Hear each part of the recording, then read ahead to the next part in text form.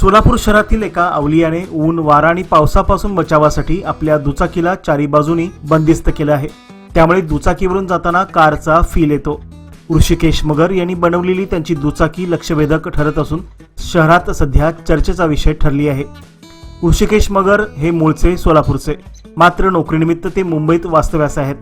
मुंबई येथे प्रचंड पाऊस तर सोलापुरात कडक उन्हाळा, त्यामुळे गाडीवर फिरणे जिकरीचे होत होते। त्यातूनच त्यांना ही आयडियाची कल्पना सुचली असे ते सांगतात। मी ऋषिकेश मगर आहे। मी मूळचा सोलापूरचा आहे। मी मुंबईमध्ये जॉब करतो। ठीक आहे। मुंबईमध्ये साधारण जून ते ऑक्टोबर महिन्यापर्यंत भरपूर प्रमाणात पाऊस पडतो। तर त्यावेळेस जे कॅब वगैरे असतात त्यावेळेस खूप त्यांचे चार्जेस असतात। मेन करून पावसाळ्याच्या दिवसात तिथे तुमचं 15 रुपये लिटर चार्ज असतो, तिथं ते 21-22 रुपये 25 रुपयेपर्यंत ती लोक पर किलोमीटर कॉस्ट करतात आणि 400-500 रुपये जातात। मग ह्या सगळ्याला उपाय म्हणून काय आहे?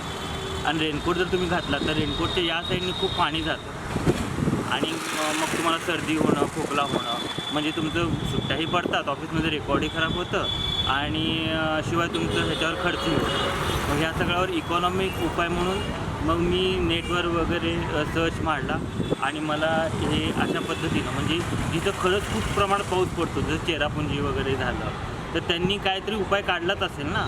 मग ह्या विचारातनं मी यूट्यूबवर वगैरे सर्च मारलं, मला ही पद्धत दिसली आणि जपानची सेया म्हणून एक कंपनी आहे, ती अशा प्रकारचे मॉडेल्स तयार करते। मग त्यांची आयडिया बेसिकली उचलून मी हे तयार केलं आणि हे सगळं बनवायला मला एक साधारण बघायला गेलं तर मी पहिला ह्याच्यावर एक 4 ते 6 महिने सर्च केला पूर्ण आणि त्याच्यानंतर बनवायला म्हटलं तर मला मग इथे सिद्धेश्वराच्या मागं जे फॅब्रिकेशन वर्क आहे तिथं जाऊन त्यांना ते व्हिडिओ वगैरे दाखवले। मग त्यांनी हे तयार करून दिलं मला। साधारण एक 4-5-6 दिवसात तयार झालं आणि शिंदे कुशन जे आहेत त्यांनी हे वरचं हे सगळं बनवलं। हे फॅबर आहे, तिथे तुम्ही ग्लास पण बसू शकता आणि आता ह्यात फक्त एकच म्हणजे हे ॲरोडायनामिक जे आहे, जसं रिक्षाला असतं असं बोर्ड, तसं नाही केलं कारण की त्याला म्हणजे परत हे करावं लागतं। त्याच्यानंतर हे ट्रान्सपरंट आहे, मला सगळीकडनं सगळं दिसतं की कुठून गाडी येते, काय येते, काय येत नाही, हे सगळं मला व्यवस्थित दिसतं। काय गाडी व्यवस्थित एकदम चालते, कुठल्याही प्रकारचा प्रॉब्लेम येत नाही गाडीला काय।